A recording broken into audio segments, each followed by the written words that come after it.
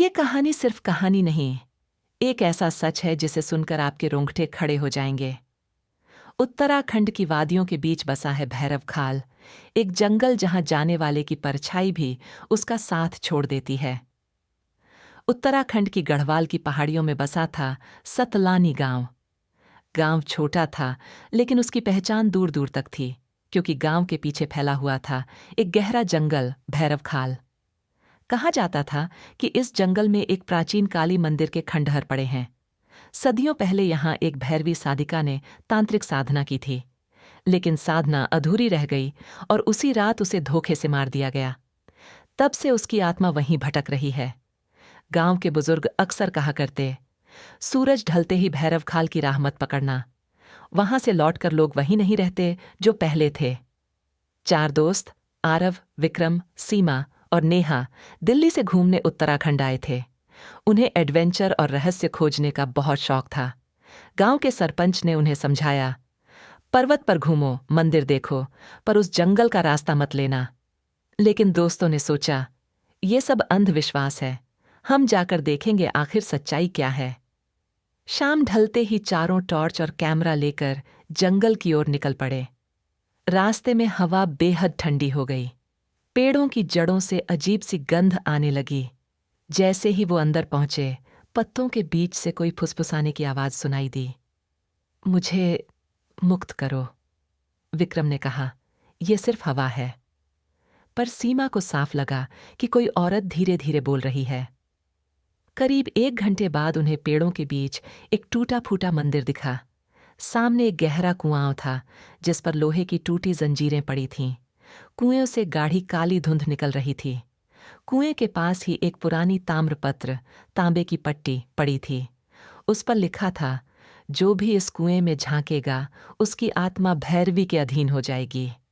नेहा ने डरते डरते झांकना चाहा, लेकिन तभी कुएं से एक हाथ निकलकर ऊपर आया और उसकी गर्दन पकड़ ली। टॉर्च की रोशनी जैसे ही उस पर पड़ी, सबने देखा वो एक औरत थी। आधा शरीर काला जला हुआ, बाल बिखरे और आंखें लाल।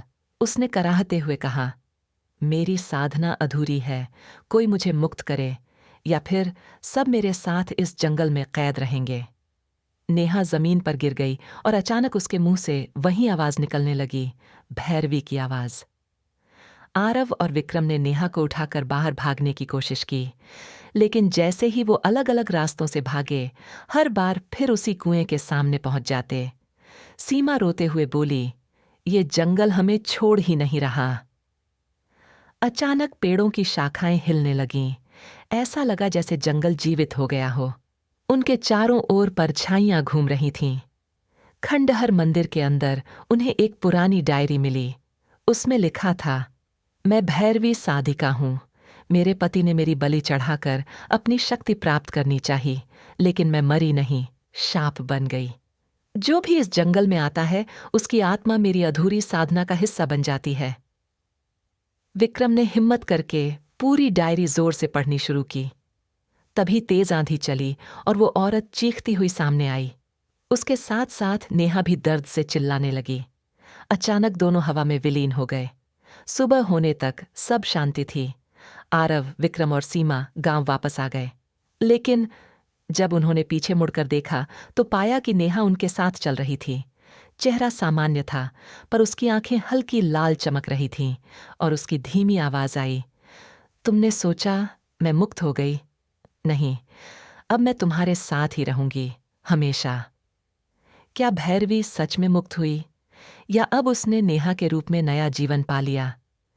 अगर आप भी जानना चाहते हैं अगले हिस्से में क्या होगा, तो अभी चैनल को सब्सक्राइब कीजिए और घंटी का बटन दबाइए। अगली कहानी में मिलते हैं।